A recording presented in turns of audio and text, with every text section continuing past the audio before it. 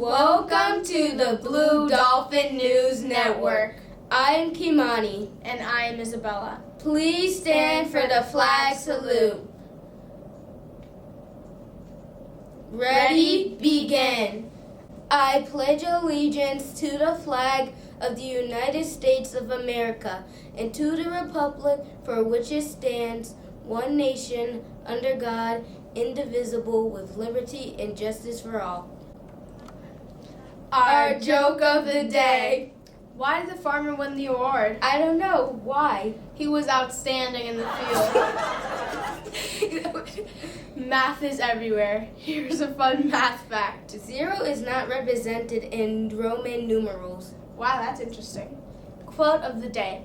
Nothing is impossible. The word itself says, I'm possible. Have an amazing Blue Dolphin Day! Birthday celebrations!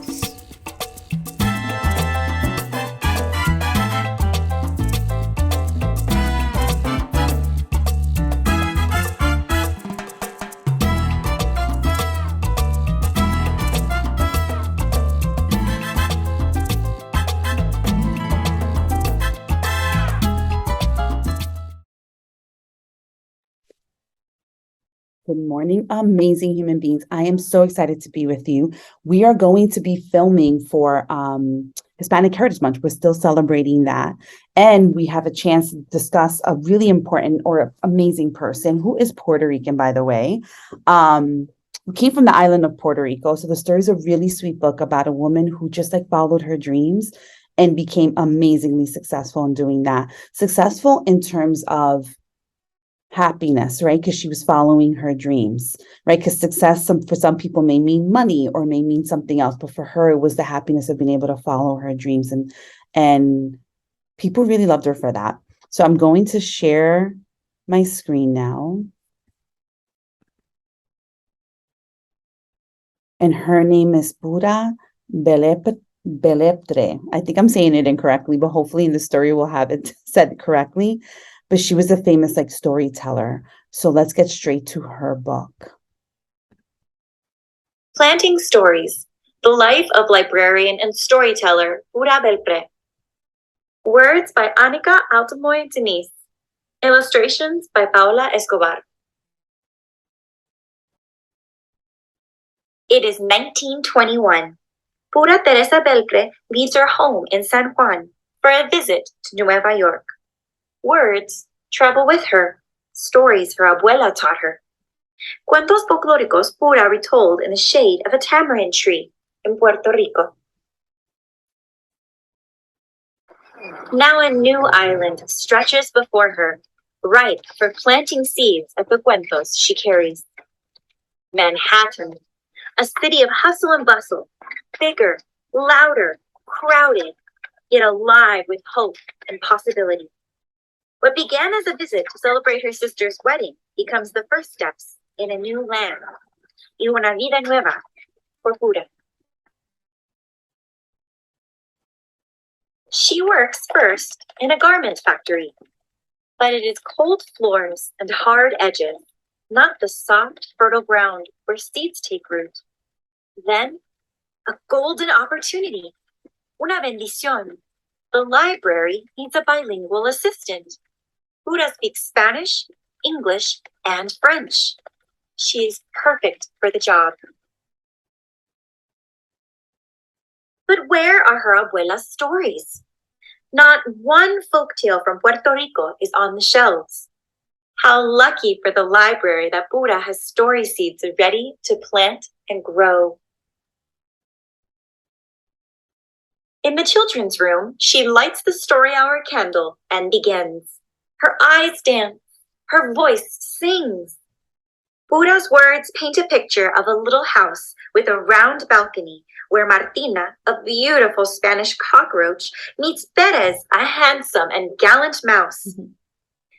El ratoncito Perez y la cucarachita Martina, a tale from the tamarind tree. When Pura's story is done, each child makes a wish on the candle, and with a wisp of air, whoosh, la vela is blown out, Now Pura has a wish too, to plant her story seeds throughout the land. Pura learns to make puppets. She snips and sews their clothes, paints their delicate faces.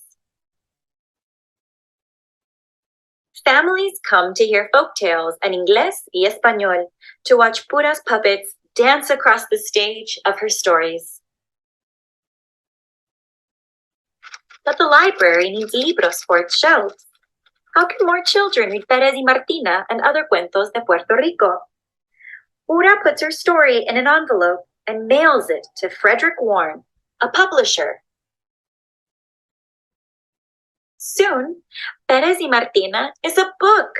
Now a published author, puppeteer, and storyteller, Pura travels from branch to branch, classroom to classroom, to churches and community centers, planting her story seeds in the hearts and minds of children new to this island who wish to remember la lengua y los colores of home. Writing, learning, speaking, teaching, traveling, Pura does not slow down until, like the beautiful Martina, she meets her Pérez. On a December day in New York, Pura marries the musician Clarence Cameron White. Un año away from the library, she decides. 1 year to start a new life as a wife. But a year stretches on. Together, they travel to new cities. Clarence plays his music. Pura tells her stories. They are happy years of music and writing, separations and reunions, friends, family, and stories. Always. Until on a June day in New York, Clarence stops playing his music, and Pura's story must begin again. It is 1961. Pura returns to the library. There are others now, storytellers who make puppets dance, who read Pérez y Martina, the tiger and the rabbit, Juan Bobo, the three magi, and many more of Pura's stories to the children. The seeds she has planted, the roots that grew shoots into the open air of possibility, have become a lush landscape into which she steps, as though she has never left.